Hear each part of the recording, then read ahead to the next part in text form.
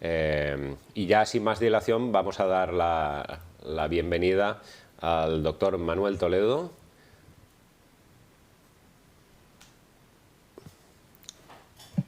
Hola, ¿qué tal, José Luis? Hola, A buenos todos. días, doctor Toledo. ¿Qué tal? ¿Cómo estamos? Muy bien, aquí con la ilusión de poder participar en la tercera feria de investigación epilepsia. Aprovecho para felicitar a los organizadores y agradecerles la invitación igualmente. Todo un honor. Por supuesto, el honor es nuestro y el agradecimiento también. Sabemos que estáis todos muy ocupados y que, bueno, queremos también agradeceros la gran labor que hacéis como neurólogos en la parte clínica, pero también como investigadores.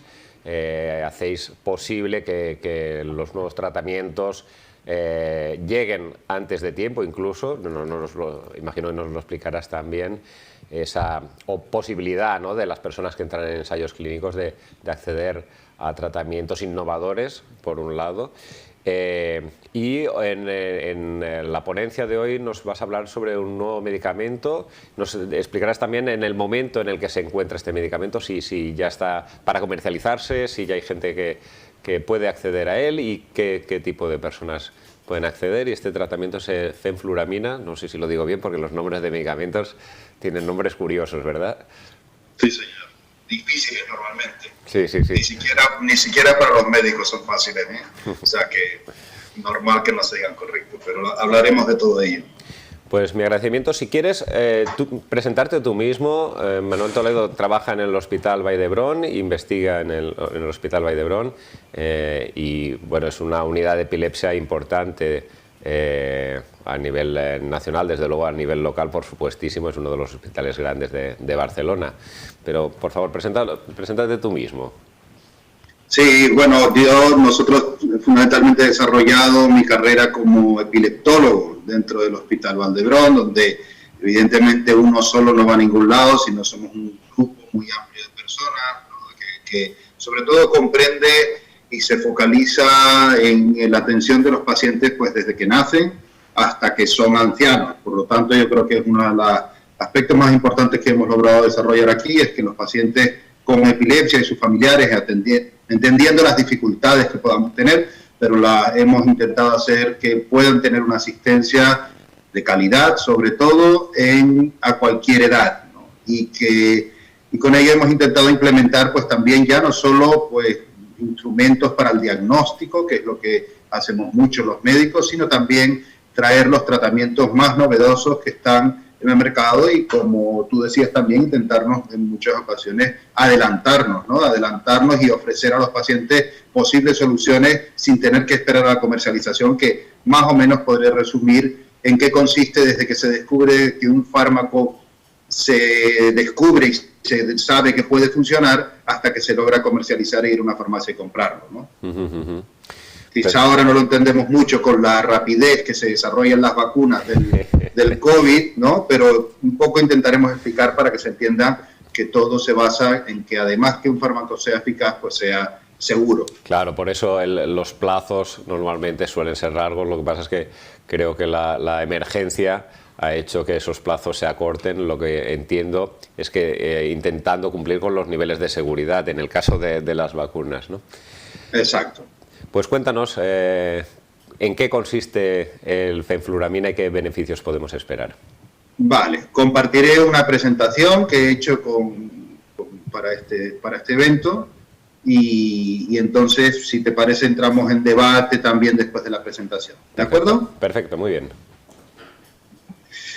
Bueno, nuevamente, gracias a todos por la invitación, gracias a los organizadores por tenerme en cuenta a la hora de poder participar en esta feria de investigación que cada año es más exitosa.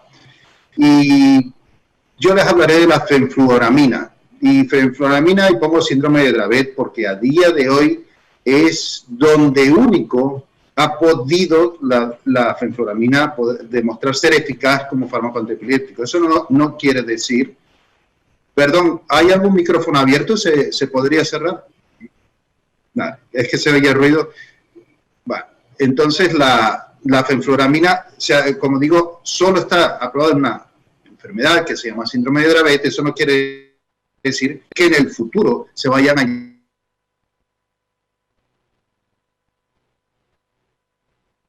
añadiendo síndrome de Dravet. El síndrome de Dravet es una enfermedad que afecta normalmente a los niños, pues 1 de cada 16.000 nacimientos se supone que puede tener un síndrome de Dravet, ¿vale? Que no solo cursa con epilepsia, son niños que desde el principio, desde el primer año de edad, ya comienzan con algún problema de desarrollo, de movilidad, con diferentes afectaciones, y con el paso del tiempo pues va desarrollando una epilepsia que llega a ser muy refractaria, y digamos que según va transcurriendo los años, pues esta epilepsia tan refractaria al tratamiento, con muchos tipos de crisis, pues no es tan importante, pero evidentemente el niño, el adolescente queda, y el adulto queda con secuelas neurológicas o tiene secuelas neurológicas.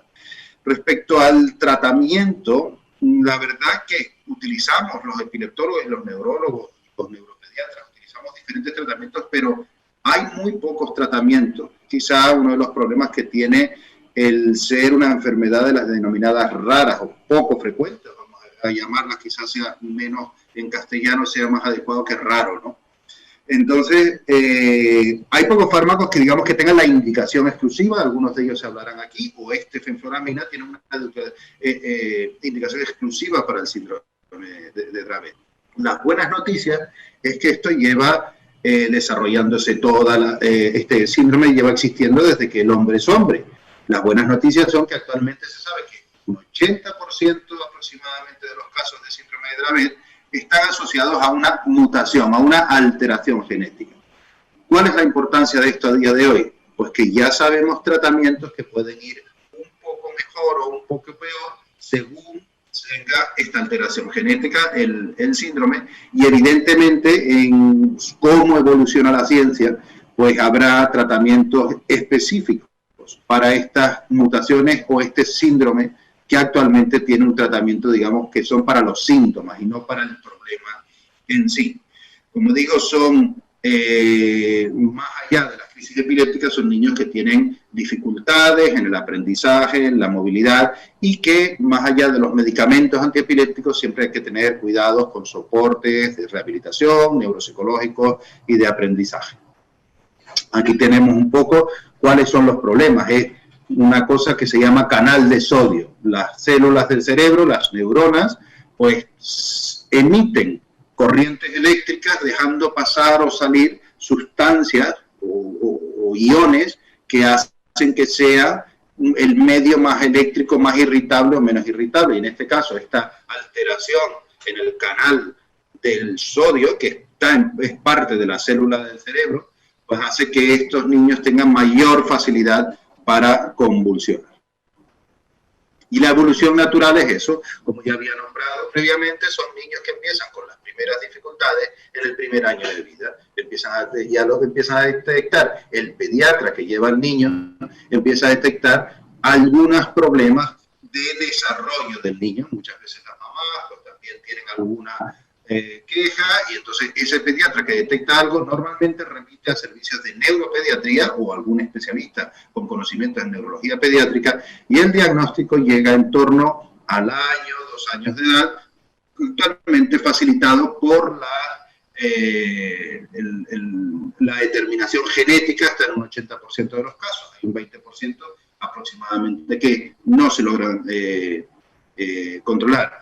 No obstante, la importancia de una detección precoz es que evitaremos las complicaciones de que este niño pueda tener pues estatus epiléptico, muchas convulsiones, porque habrá siempre un neuropediatra que esté encima del paciente y de sus familiares para que el niño haga la mejor adquisición posible de sus habilidades en el futuro, además del control de sus crisis epilépticas.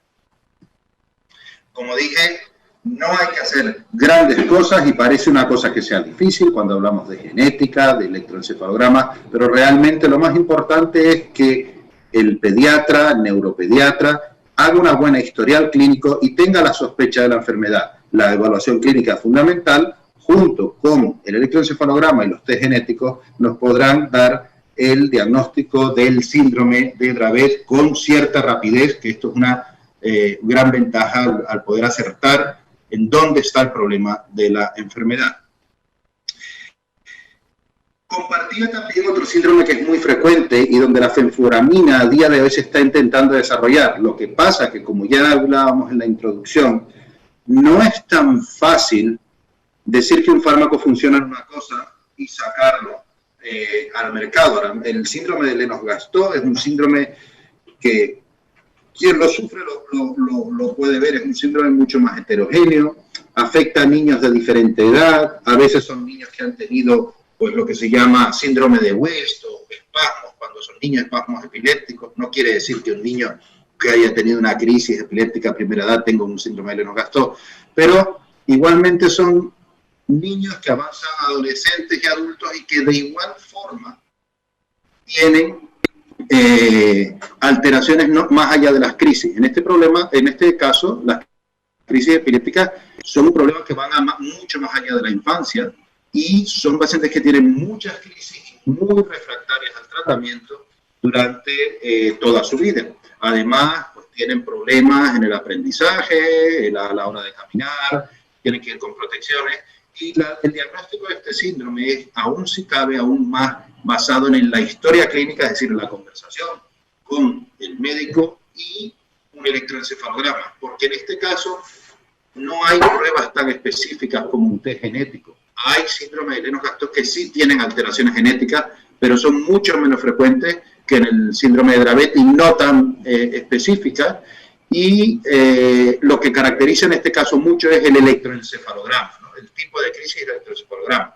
Lo malo es que el tipo de crisis que tiene el síndrome de Lennox-Gastaut son, como aquí, pues, prácticamente todas. Pero lo peor no son todas, sino son todas las que son muy limitantes, como crisis atónicas, que son crisis que la persona cae súbitamente, ausencias, convulsiones generalizadas, estatus epiléptico, es decir, existe en un mismo paciente, lamentablemente, una amplia variedad de crisis que son, además, muy difíciles de controlar. Igual que el síndrome de Dravet, no tiene tantos tratamientos específicos y, afortunadamente, en estos últimos años y en el futuro, hay fármacos específicos que se están desarrollando para tal síndrome, con lo cual, controlando estas crisis, pues, deducimos que lograremos mejorar muchísimo la calidad de vida de los pacientes y de su entorno. Vamos a introducir un poco más el síndrome de Dravet, porque realmente es donde yo me puedo limitar, ya que es donde ha demostrado la fenfluramina que es eficaz en la reducción de sus crisis. Hay que acordarse que el síndrome de Dravet afecta a 16.000, uno de cada 16.000 nacimientos, nacidos, que es una alteración en un canal de sodio de las neuronas del cerebro, y que son niños que empiezan con problemas, hacen muchísima epilepsia, pero que siguen también con problemas neurológicos. Con esta indicación se hicieron ensayos clínicos. ¿Ensayos clínicos qué quiere decir?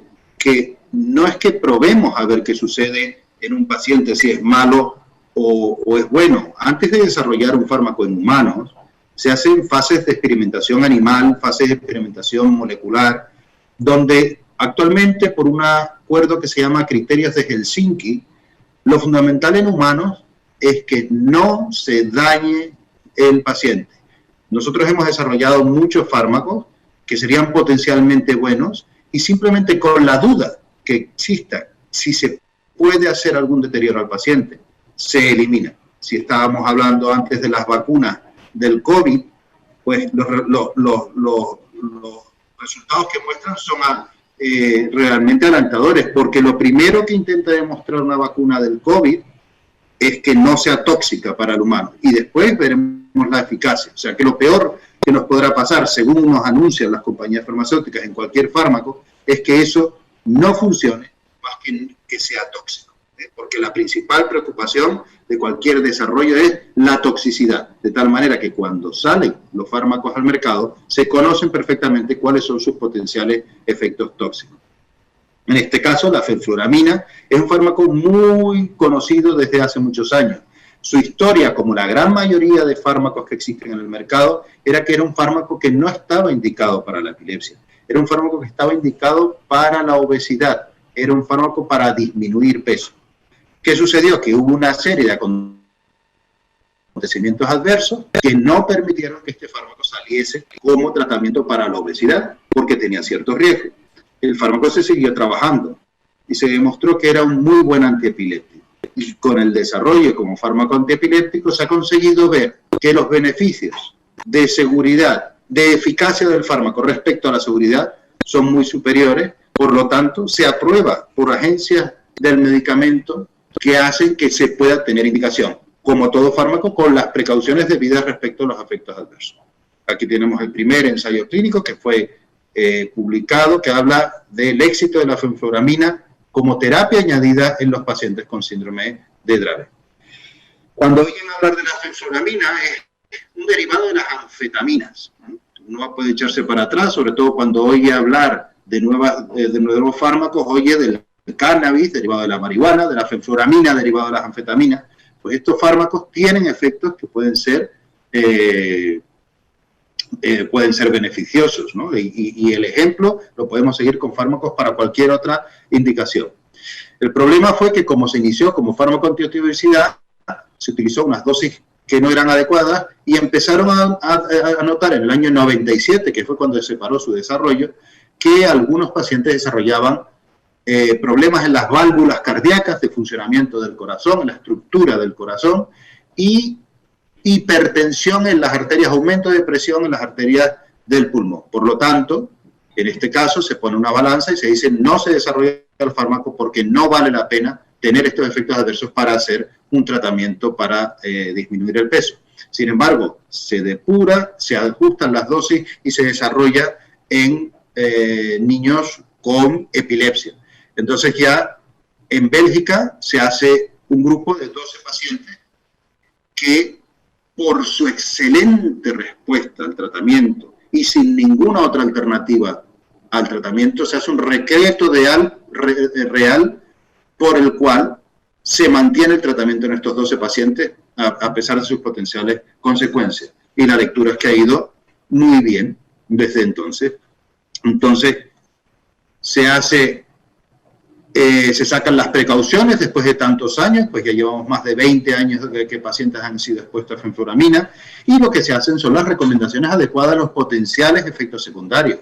Pues hay que hacer una ecocardiografía, o sea, mirar la imagen del corazón, mirar el estado cardiológico del paciente, ver que no hay hipertensión pulmonar ni en pacientes que tengan problemas en sus válvulas cardíacas. Entonces, se observan cosas, pero han demostrado que son beneficiosas. Que si los pacientes bajan pesos ya que tenía una indicación, en este caso puede ser un problema, ya que lo estamos dando como un fármaco para la epilepsia. Recordemos que era un fármaco para bajar de peso, por lo cual no ha sido tan importante probablemente porque las dosis utilizadas en este caso son mucho más bajas. Aquí tenemos otra experiencia del seguimiento a 5 años de 10 pacientes con seguimiento en tratamiento con fenfluramina. Y vemos cómo hubo una reducción en los pacientes, el paciente 1, 2, 3, 4, y vemos cómo hay una reducción de las crisis e incluso los pacientes se quedan sin crisis en el seguimiento, con una respuesta excelente. Tan solo observamos cómo en uno de los pacientes hay un aumento de las crisis en el seguimiento. La medicina es imperfecta y cuando oímos hablar del 100% en medicina nos extraña. Por lo tanto, lo que sí es llamativo, pues que es que el 90% de los pacientes hayan tenido una excelente respuesta al tratamiento, como sucede en este estudio. En este seguimiento de 27 años no ha habido complicaciones cardíacas, seleccionando bien los pacientes, y además el efecto ha sido eficaz desde el principio del fármaco. Aquellos pacientes que respondieron se ha mantenido su efecto, porque eso es una cosa importante y quien padezca alguno de estos síndromes pues lo habrá poder comprobado que los medicamentos funcionan solo durante algún tiempo. Aquí vemos, insistimos, que la investigación, la eficacia, pues ya la tenemos asumida, pero nuestro problema como investigadores es cuando tenemos efectos adversos. Y por eso hemos insistido en examinar y evaluar seguridad del medicamento. Y se ha mirado mucho, evidentemente, el peso y sobre todo los problemas cardíacos que puedan tener los pacientes. Aquí se hace una revisión del riesgo-beneficio de los problemas cardíacos de la fenfluramina en pacientes con síndrome de Dravet, ¿no?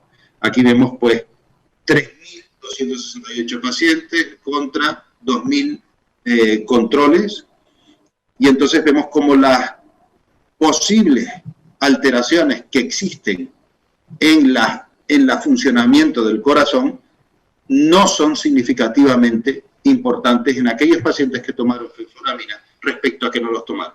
Por lo tanto, en las dosis que pone aquí, 60 a 120 miligramos al día, la fenfluramina se puede considerar un fármaco seguro, ya que después de tantos años de seguimiento en este tipo de pacientes no tenemos problemas. No obstante, por el antecedente, siempre vamos a tener precaución para que no haya complicaciones que se pueden prevenir. Aquí vemos que incluso demuestra la eficacia, haciendo el balance, como las dosis bajas de fenfluramina son muy eficaces en reducir la frecuencia de los pacientes con muchas crisis con síndrome de Dravet. Y aquí hacen pues 9 pacientes, muchos menos, ¿no? Con un año de seguimiento, con unas dosis de mínimas, pues aquí vemos que son aproximadamente entre 10 y 30 miligramos y 20 miligramos al día, como pueden ser muy eficaces, y vemos cómo cada uno de los pacientes se comporta con gran eficacia. Es decir, otro estudio que apoya que la fenfluramina va a reducir las crisis, los síndromes de Dravet en un gran porcentaje de pacientes.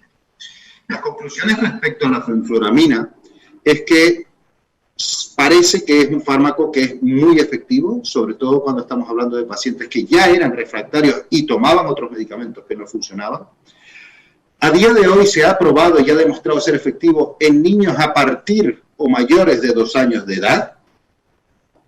Y lo que pensamos es que utilizándolo de manera precoz podría modificar el curso de la enfermedad. Con el curso de la enfermedad me refiero que no solo evite las crisis, sino que estos niños puedan tener un menor deterioro neurológico, es decir, su aprendizaje y su movilidad puede verse menos deteriorado.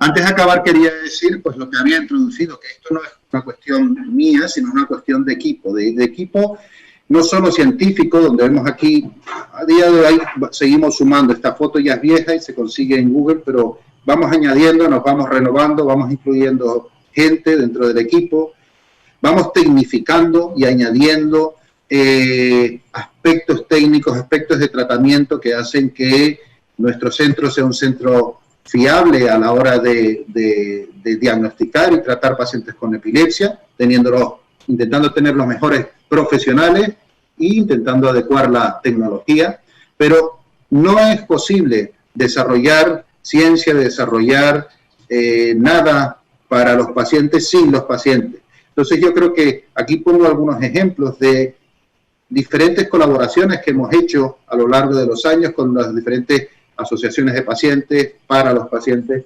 donde creo que nosotros también nos beneficiamos porque aprendemos de cuáles son sus necesidades, más que cuáles son nuestras ofertas científicas, que en ocasiones no siempre cumplen las expectativas que quieren los pacientes.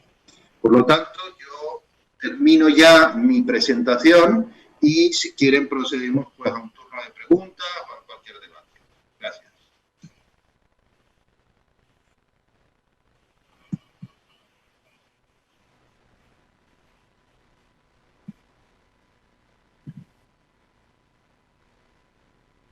Con luz.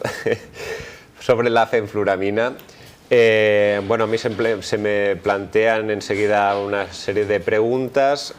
También informar a la audiencia que pueden hacer preguntas a través del canal que están viendo de YouTube Live o a través de redes sociales. Tenemos una responsable de comunicación que me hará llegar las preguntas, así que si me ven mirando para muchos sitios es que estoy leyendo muchas cosas a la vez. Pero lo primero de todo es, la gente se estará preguntando, me parece a mí, este producto nuevo, fenfluramina, que está indicado, aprobado para una serie de síndrome de Dravet, epilepsias muy graves, ¿no? De Lennox-Gastaut, nos hablabas. ¿caben otras indicaciones? ¿Hay el hecho de que, según he entendido, funcione sobre el canal de sodio? ¿Otras epilepsias funcionan también tiene problemas con el canal de sodio y por lo tanto se podrían beneficiar también de la fenfluramina? Sí, sin duda hay diferentes tipos de epilepsia que se pueden beneficiar de la fenfluramina. Incluso el mecanismo de acción no es precisamente mucho relacionado con el canal de sodio de la fenfluramina. Lo que sí sucede es que a la hora de desarrollo de un medicamento hay que desarrollarlo con una indicación. Es decir, hay que decirle a aquellos que evalúan, que son farmacéuticos, que son reguladores, que son... ¿Para qué quieres este medicamento? Es decir, hay que poner síndrome de Dravet, aunque sea dentro de las epilepsias, pero no es lo mismo y no puede servir un medicamento para el glaucoma y puede servir para esto. Puede servirlo sí, si se desarrolla y si se hace un estudio específico para diferentes indicaciones. Esta es la parte importante. A día de hoy, por ejemplo, está aprobado para síndrome de Dravet. Se está haciendo investigación sobre el síndrome de Lennox-Gastaut y nosotros hemos sido parte de los ensayos clínicos de Lennox-Gastaut. Nosotros no podemos conocer los resultados porque simplemente los resultados se obtienen tras la evaluación y seguimiento de un número de pacientes que podemos estar hablando de 300, 400 pacientes en todo el mundo, de los que obtenemos sus resultados a lo largo del tiempo y demuestran con unos estudios de seguridad y estadísticos que demuestran que pueden ser buenos para controlar esa epilepsia. ¿Qué es lo que sucede? Que eso lo hace un promotor. El promotor es el dueño del medicamento, por simplificarlo. Y el dueño del medicamento le presenta sus resultados a las agencias reguladoras. Muy famosa es la FDA americana y en Europa es la EMA. Entonces la EMA evalúa todo. Y cuando evalúa todo, no solo le sirve normalmente con lo que presenta el promotor, el dueño del medicamento, sino que requiere más información. En ocasiones se llegan a hacer otros ensayos para alguna duda que presente la EMA, con lo cual estamos hablando de, para desarrollar un fármaco antiepiléptico y que llegue al mercado, normalmente estamos hablando de 15 a 20 años, porque se comienzan a hacer desde que pasan a manos, se registra el medicamento, entonces empiezan a hacerse, todos son protocolos que se basan en demostrar que es un medicamento útil para la sociedad, para tal tipo de enfermedad. O sea, no vale poner si es para Dravet que también se aprovechen otros porque nos imaginamos que pueden ser útiles. No. Será más fácil aprobarlo, pero hay que hacerlo específicamente. Y eso no quiere decir que esté en el mercado, lamentablemente, porque una vez que dice la FDA y la EMA, sí, según nuestros criterios, se acepta que este medicamento se pueda utilizar en territorio americano, FDA, o en territorio europeo. Son las dos agencias más importantes, pero por ejemplo, Japón no acepta criterios EMA ni FDA, tiene sus propios criterios de seguridad y de eficacia para que un fármaco sea comercializado en Japón. En este caso la EMA dice, según mi criterio esto se puede comercializar en Europa. A posteriori viene que cada país acepte que ese medicamento es beneficioso, porque igual hay otro medicamento que existe en ese país que ya da los mismos márgenes de beneficio y no tiene sentido. Y por último viene ponerle el nombre comercial, que es todavía normalmente más difícil que el nombre de las moléculas, y un precio, que también tiene otro problema. Entonces, para entenderlo, a día de hoy la fenfluramina se encuentra aprobada por FDA, que es un gran avance, ¿no? Porque es decir, bueno, hay una agencia que dice que sí, que esto es beneficioso, una agencia de prestigio que normalmente se acepta. Ahora queda que cada país vaya aceptando que realmente es un fármaco beneficioso y llegar a los acuerdos para ponerle nombre y precio. Bueno, vemos que es una odisea el hecho de que llegue un fármaco desde que alguien piensa o descubre una molécula que puede ser beneficiosa para un determinado tratamiento hasta que llega al mercado. Realmente, pues la comparativa que hacíamos, ¿no?, con las vacunas de de anti-COVID, pues es asombroso que puedan llegar tan rápido estas vacunas al mercado y con lo que cuesta que llegue un fármaco antiepiléptico. No obstante, tiene mucha razón de ser el hecho de que se controle sobre todo la seguridad. Y en ese aspecto queríamos lanzarte la siguiente pregunta. Nos comentabas que fenfluramina había dado algunos problemas cardíacos que finalmente sí mostrabas en los datos, que son un poquito más elevados que el control, que el grupo que no está tomando medicamento con el cual se le compara. Niveles un poquito más altos de problemas cardíacos, pero en todos los ensayos clínicos se hacen pruebas, se hace un seguimiento del paciente mucho más exhaustivo que un paciente que está tomando un fármaco ya contrastado, ¿no? ¿Nos puedes ahondar un poquito más en cuáles son esos controles que se llevan a cabo? ¿O son específicos para cada medicamento el tipo de control que se le hace?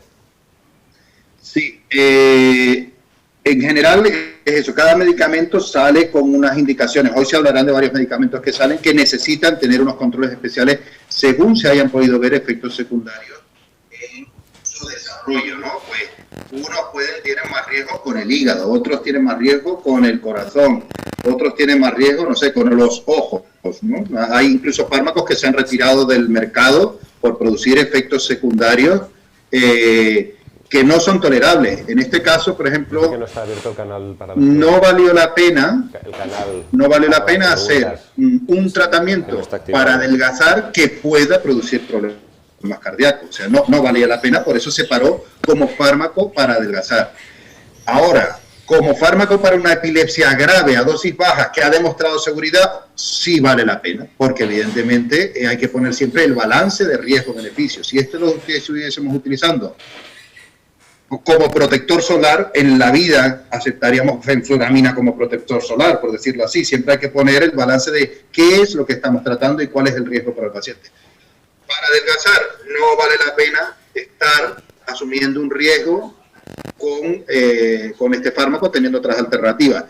Para una epilepsia grave con un síndrome de Dravet sí vale la pena, pero tomaremos las medidas adecuadas. Y por eso la aprueba la agencia europea y la agencia americana. Dice, bueno, se aprueba y a pesar de que hayan demostrado que no tiene riesgo, lo que sí se tiene que hacer es controles del corazón, con imagen del corazón, cada cierto tiempo. Condición que se pone, condición que hacemos, igual que con otros fármacos hay que pedir una analítica y controlar pues, el hígado cada cierto tiempo. Eso hará que el paciente se beneficie del medicamento minimizando los riesgos al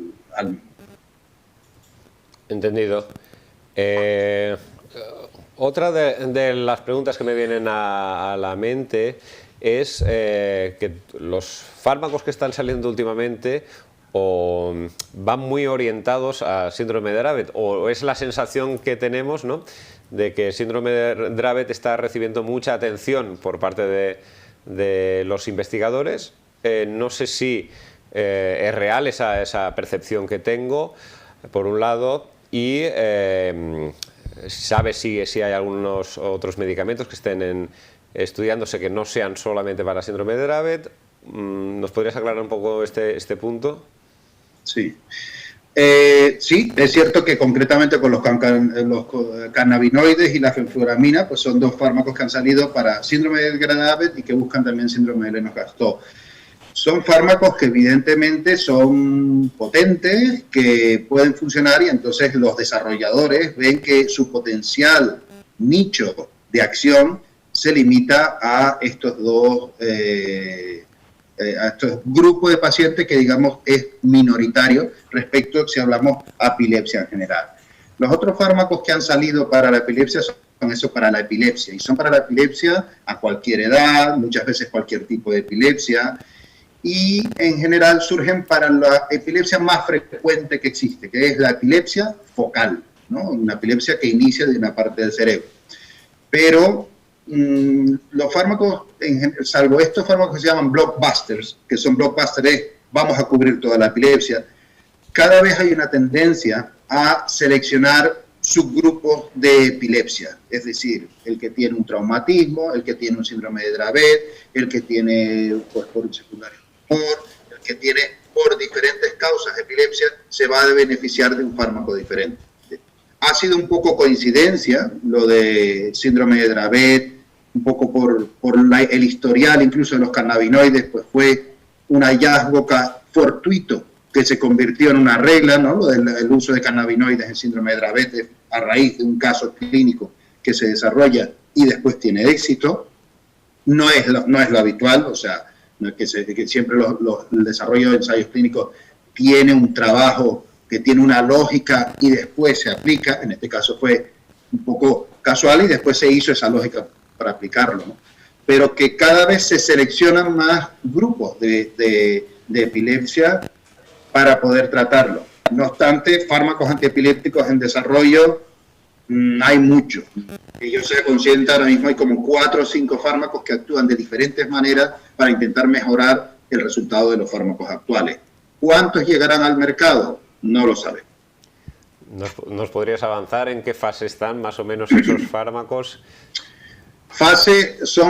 En fases humanas, en fases que no han llegado a humanos, digamos en ratones hay miles de moléculas potenciales de fármacos antiepilépticos. En fases que ya están probando los pacientes con epilepsia, que son fases 2 y fases 3, son las fases previas que demuestran que el fármaco es más eficaz y seguro, pues que normalmente tarda, desde que llegan a humanos hasta que se pueden llegar al mercado, normalmente son unos 4, 5, 6 años hasta que, por decir así, los logramos tener en farmacia. Ahora mismo, ya digo, tenemos fenfluramina, tenemos los cannabinoides, tenemos cenobamato, simplemente a la espera de hacer los trámites. Son fármacos que ya existen y es legal darlos desde el punto de vista médico. Ahora, se tienen que llegar a los trámites burocráticos, tanto administrativos como médicos, para que estos fármacos puedan llegar a la farmacia y los pueda tomar un paciente. De manera rutinaria, es prescribiéndolo cualquiera, por decirlo así. Sí, sí, sí. Bueno, perfecto. Pues magníficas noticias, ¿no? El hecho de que hayan esos 4 medicamentos en fases avanzadas, que parece que queda muy lejos en plazo, pero en realidad pasa el tiempo enseguida y sí, probablemente puedan algunos beneficiarse ya de esos ensayos que en España tenemos la suerte de contar con buenos investigadores que hacen que esto sea posible. Doctor Toledo, nos gustaría poder continuar con usted durante más tiempo y plantearle más preguntas, pero la realidad es que el tiempo se nos echa encima. Tenemos que, entre ponente y ponente, hacer las pruebas técnicas para asegurarnos de que todo va bien. La siguiente ponencia empezará a las 11 con el doctor Rodrigo Rocamora, hablándonos sobre ablación con láser, sobre otro tipo de tratamientos. Pero ha mencionado medicamentos nuevos y todos ellos van a estar presentes en la feria. Le agradezco muchísimo su tiempo, su conocimiento, su disponibilidad, su disposición y sus dotes de comunicación, que son magníficas y además deja muy claro, por lo menos a mí me lo ha parecido, todos los conceptos sobre fenfluramina y sobre parte de la investigación también. Vale, muchísimas gracias por la despedida. Y un placer y siempre a la disposición. Gracias. Fantástico.